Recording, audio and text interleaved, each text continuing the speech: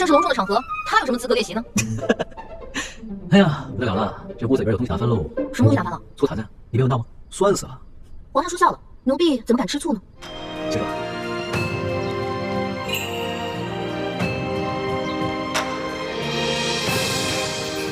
臣妾听说皇上从山西微服私访回来后，念念不忘当地的面食，所以呀，臣妾就派人打听了做法，亲手为皇上煮了这碗长寿面，还请皇上尝尝。这长寿面啊，不能断，这一根长面条啊，是臣妾亲手和面，再亲手做成的。这上面的绿色用的是青菜汁，寓意我大清啊能够清清明明、长长久久。惠妃有心了，朕可得好好尝尝。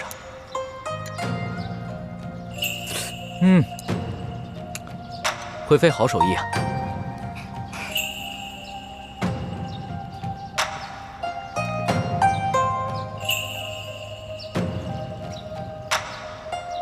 皇上，臣妾恭祝皇上年年有今日，岁岁有今朝。恭祝皇上皇后龙凤呈祥，早生贵子，让太皇太后早日抱上嫡曾孙子。好，丽妃说的真好。皇祖母，皇后，一起为这祝福喝一杯吧。喝一杯。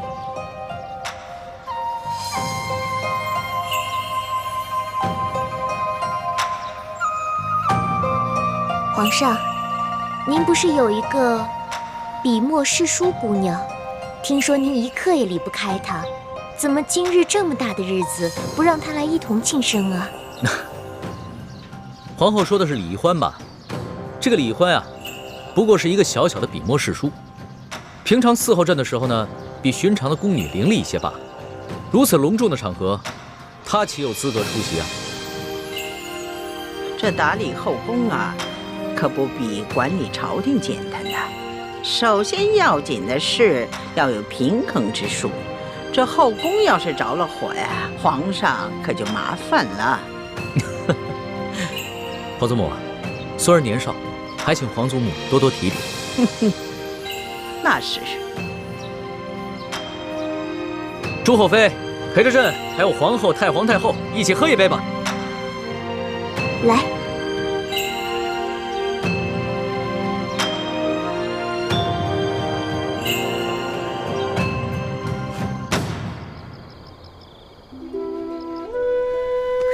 梨花，你能不能有点出息啊？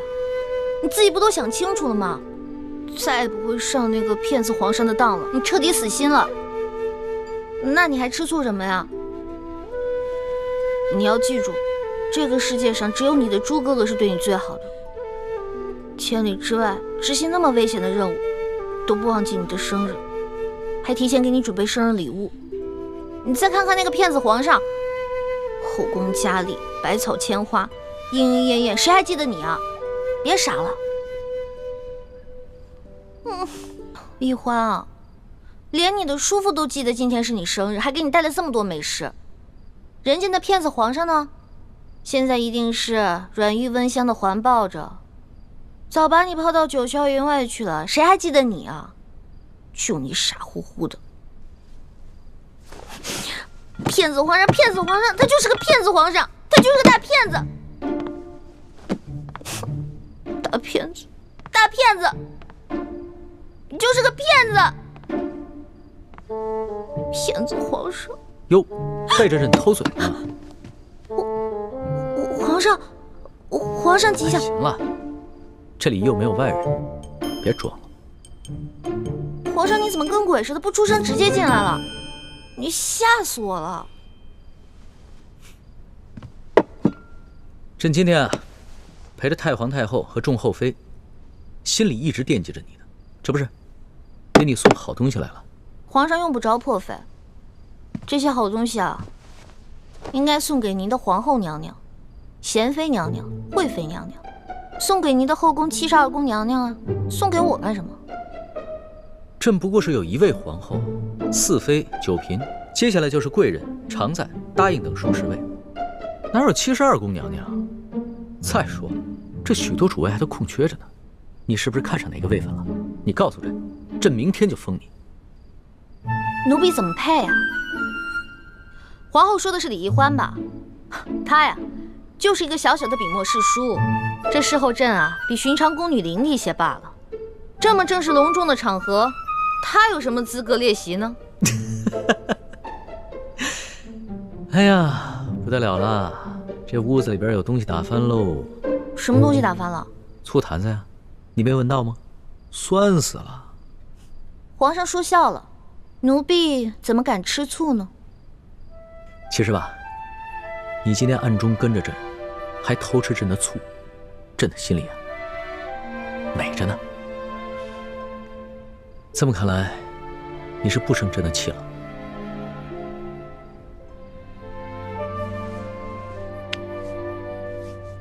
老大，别生小弟的气了。你还记得，朕当初化名龙三，与你在摘星楼结拜，我们俩同月同日生。今天是朕的生辰，当然也是你的生辰。这个生辰要跟你一起过才有趣啊！你看，朕记得你曾经说过，你在家乡的时候，每次过生辰，你爹爹和哥哥都给你做这个荷花灯，让你放了祈福，对吧？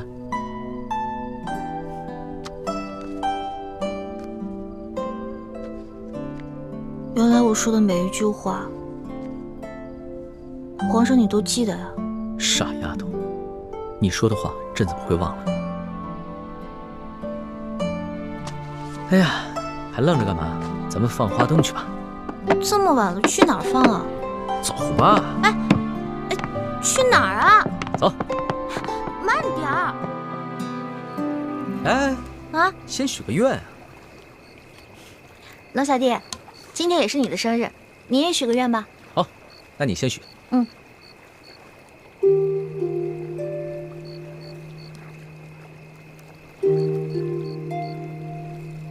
许的什么？我不告诉你，该你了。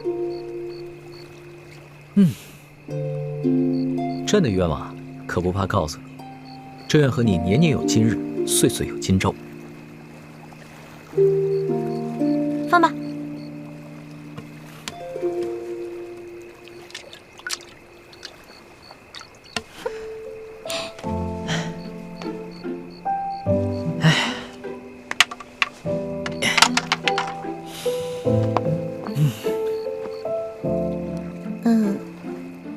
龙小弟，其实今天我也给你准备了个礼物，不过我手太慢了，只绣了一半，另外一半还没绣完呢。你不是一直在生朕的气吗？还给朕准备了礼物啊？本来是想好好给你准备的，结果今天看到你的后宫嫔妃都给你准备了那么多的珍奇异宝，尤其是那个贤妃，绣了那么好的荷包给你，我这个……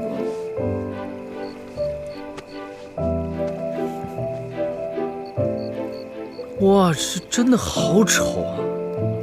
这针脚又粗又稀不说，你就看你这绣的是什么呀？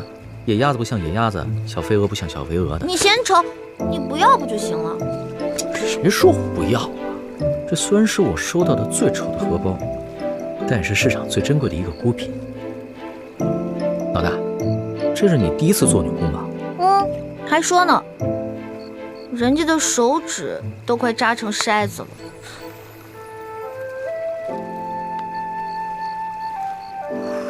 有你这么埋汰人的吗？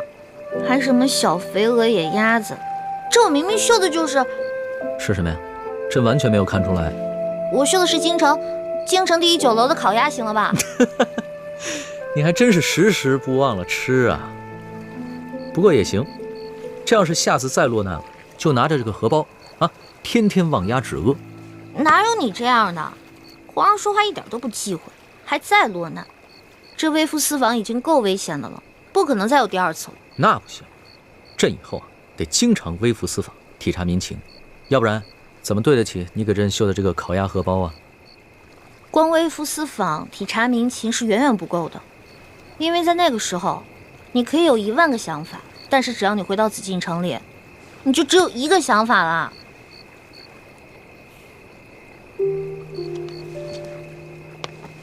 老大，朕知道这次的事情让你一定对朕很失望，但是朕也是迫不得已。朕若是把那些贪官污吏全都给杀了，朕这个皇帝不但地位不保，恐怕连小命都没了。那不是一个明君作为，而是一个匹夫在逞一时血欲。朝政之事啊，不能急，得从长计议。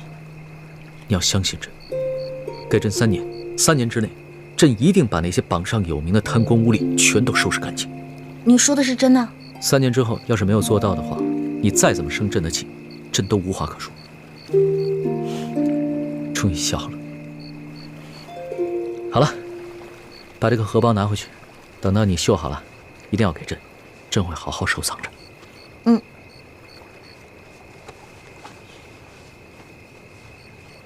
哎，其实啊，朕也给你准备了一份礼物。这什么呀？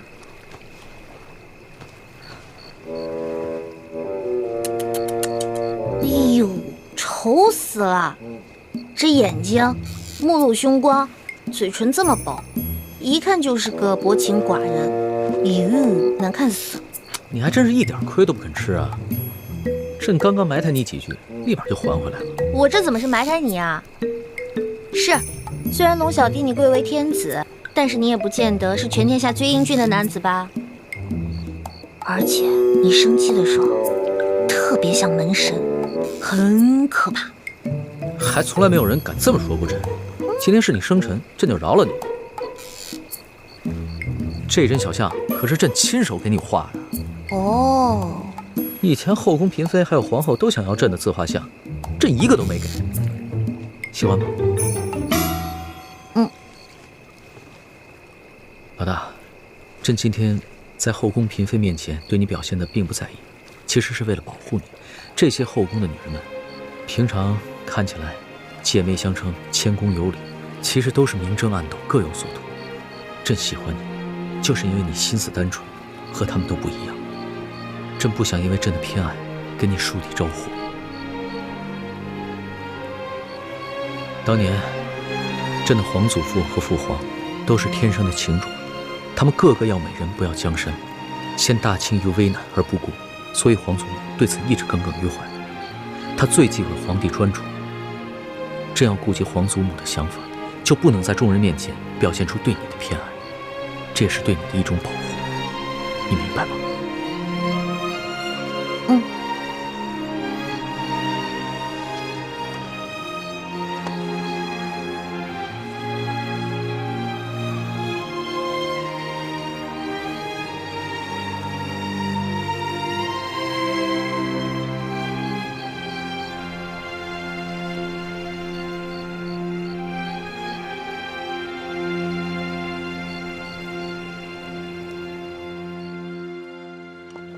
爹，回来了。倩影，倩影，你的脸，爹娘，你的脸。